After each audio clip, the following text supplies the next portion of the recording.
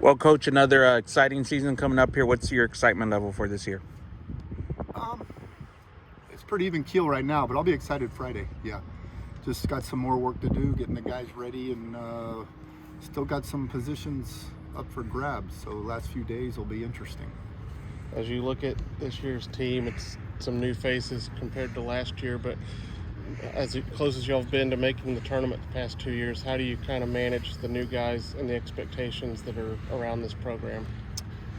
Yeah, be real candid, I don't know. Mm-hmm. It's new, right? Like there's certainly greater expectations after the last 2 years, which is wonderful. Mm-hmm. We don't shy away from it. That's what we want.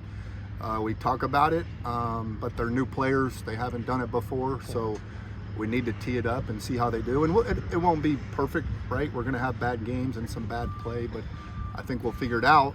We just need to figure it out as soon as possible. The idea, Coach, that this thing has been trending up.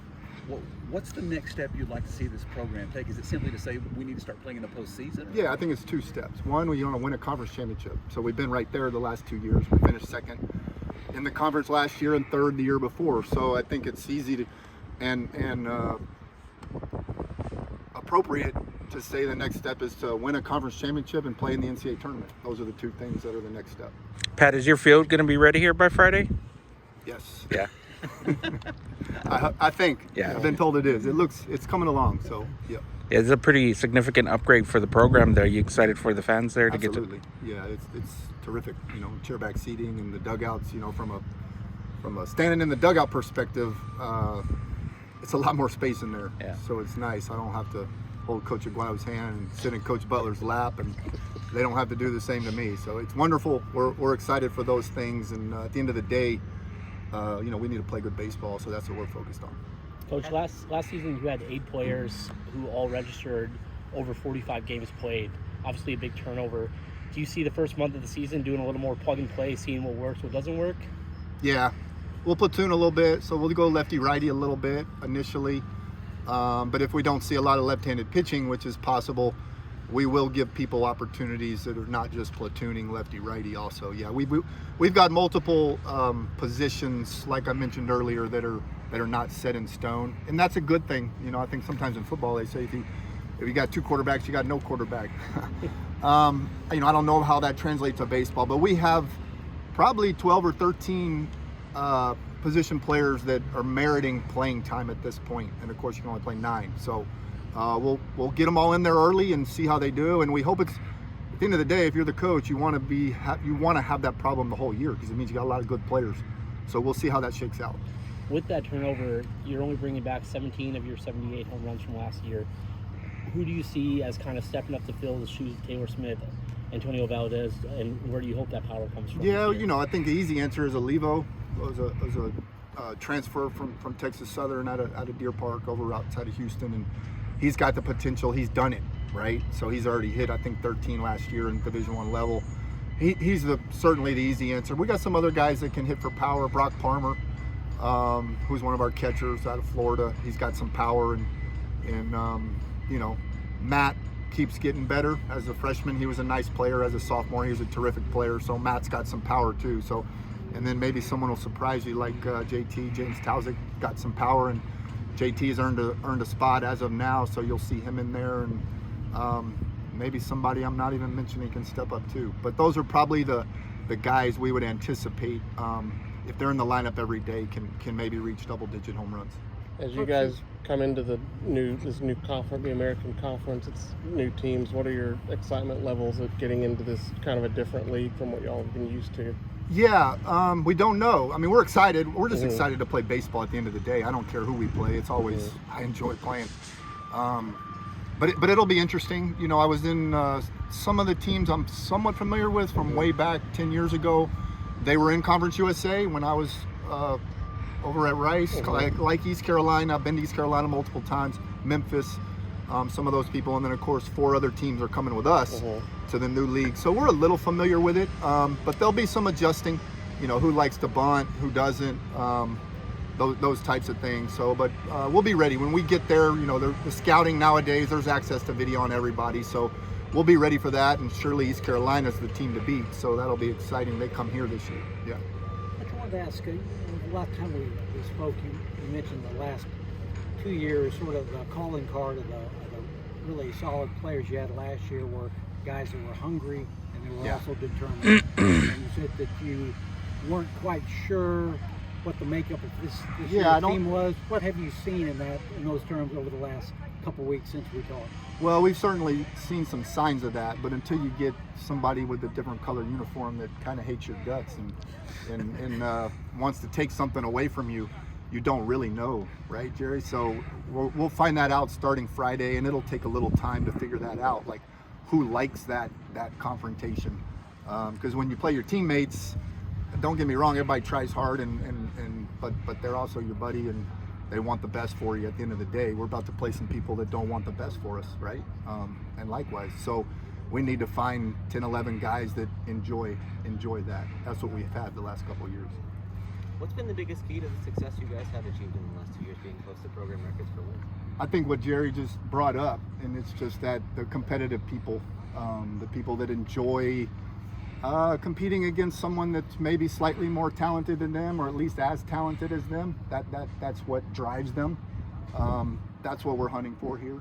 So to me, that's been the key. Guys like Luke Malone, and Josh Killeen, and I could name not thousands, but Jonathan Tapia and Chase King and Valdez and all these guys we've had the last couple of years. You got to want it. You got to want to play against people that you're not supposed to beat, because we want to beat the Power Fives and we're not supposed to. So that's what we're hunting. What did you learn from the way last year ended, if anything? Were there any major takeaways from that? Well, it ended disappointingly. Believe me, I thought about it ad infinitum, and I still do. It's easy to say we maybe looked past Middle Tennessee State. I don't know for sure. We certainly prepared for them, but that was the game that I think hurt us. The 3 to Dallas Baptist, unfortunately, can happen. They're just so good and loaded on the mound with guys throwing 95, but the middle, then we went and we took 2 or 3 from La Tech on the road. So I thought we bounced back from that series, but the loss to Middle hurt us in game 1 of the tournament. At the end of the day, it's one game. It can happen, but I don't know the exact cause of it, but we're still hunting, and hopefully this year, when we get down that road, if we make the tournament, we'll be ready. Is there anything about that factors into this season? Do you talk to the guys about that, or anything that changes as a result? Not really, because it's such a different team. We have 3 of the hitters is about all we have back, so it's just an entirely different lineup. The pitching is largely back, but I felt like that, if you're just isolating it to one game, which again, you could pick apart one game all day and drive yourself crazy, but in that one game, we just didn't hit enough. Of course, the kid for them was going 98 to 100 too, so with the fastball, so that can sometimes slow your bat down a little bit. So it might have been as simple as that, right? Swan was on that day, but no, we don't talk about that game much, because that's last year. New people, new year, and we're focusing on UT Arlington right now. Yeah. Coach, in that regard, do you are you prepared yet to name your starter Friday night, Saturday, or? Yes. Friday night will be Rob Orlowski. Yeah. Ruger will go game 2. Okay. And that's where we're at this point. Yeah. Do you know yet who might have initially at least, who might have the Simon Miller role? I don't know. Multiple people at this point. Hopefully that evolves. From a pure talent standpoint, I don't think we have a Simon Miller. Simon, again, had a major league breaking ball. He could keep his breaking ball from 87 to 90 miles an hour, his breaking ball, and keep it depthy like this. We just don't have someone that's going to do that, right? We do have some guys that are pretty good. Daniel Garza's solid, and others. But that's an evolving role at this point. Yeah. Orlowski, I'm sorry if I got that name right. That's right. Yeah. Do you see him as an opener on Friday, or are you looking for him to go into the game? We'll let UTA kind of figure that out, but he'll throw the first pitch. Yeah. What do you think it is about him, a freshman that you named him your opening day starter? He's talented. Yeah, he's talented. He's drafted by the Red Sox out of high school in the 20th round, so he's got some talent, and he's mature. I don't think Rob will be rattled. I could be wrong, right? But eventually Rob's going to be a very good college pitcher, so we might as well start finding out when right now. I know you like strike thrower. He tends to throw strikes. Yeah. If he's starting game one, Jerry, I can't guarantee you he'll throw strikes, but more times than not, he throws strikes. Yeah. Coach, you mentioned Robert Orlowski, another freshman who's catching the eye of others like D1 baseball, kind of for the conference set as the impact freshman. What does Tanner bring to the field, and what have you seen from him throughout the fall that might give you something to work with this season? Robert or Tanner? Tanner. Seaver? Yes, sir. Seaver's a good, reliable defender. Right now, he's in the mix to play some second base. And the bat needs to come around a little more. But he'll make all the plays at second base. And again, he's another freshman we like with a bright future. And you're going to Sugar Land next weekend for the Sugar Land Classic. Seeing one team that's familiar in Stephen F. Austin, but then some new teams. With it being kind of new teams every day that weekend, are you going to run it just like a traditional weekend series, or how are you and the staff going to approach that? I don't know, really, Dan. we got to see what we do at UTA in all seriousness, because I don't know how the pitching will shape out, right? I mean, if Rob goes 5 to 7 innings and then Ruger goes 5 to 7 innings and we bring a guy or two in and it's a smooth weekend, well, then they'll go again, right? But the chances, it's still college baseball and nerves, and the other team, UTA's top 3 hitters are terrific hitters, so we're going to give up some base hits, and we'll figure out weekend 2 Monday. Yeah. Coach, what do you expect from Matt King this year, and how's he handled the transition to third base? Matt's reliable. I don't statistically, we don't even talk much about batting average. It's such to me, a non-factor.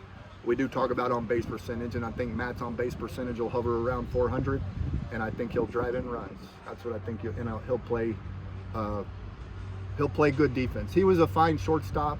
Statistically, maybe a tick too many errors, and he'll make less errors at third base, but he'll still make some errors. I mean, it's not that easy, right? South Texas, our field's fast and hard, and that's how we like it. So sometimes the ball scoots up on him a little quicker, but Matt's going to be in the mix for 54 games or whatever we got. Yeah. Coach, how's the overall support of the program right now? How have things changed since you got here, and what do you guys still have to do to continue? It's good. I wish I spoke as well as Jeff does. Yeah. To you guys and to the community, but the support in house is good. Obviously, for the last 2 years we've had good seasons, and both those years they've upgraded our stadium, so we're grateful, and we're trying to keep the product on the field valid and strong, and something that mom and dad and the community can bring their kids out and enjoy it. That's what we're trying to do, and administration's trying to do the same thing on their end to make it a nice atmosphere off the field. So it's great. The more people in the community, baseball folks around San Antonio, we get weather like this, we want them to bring their kids out and enjoy it and keep growing this thing. All right, Coach, appreciate you.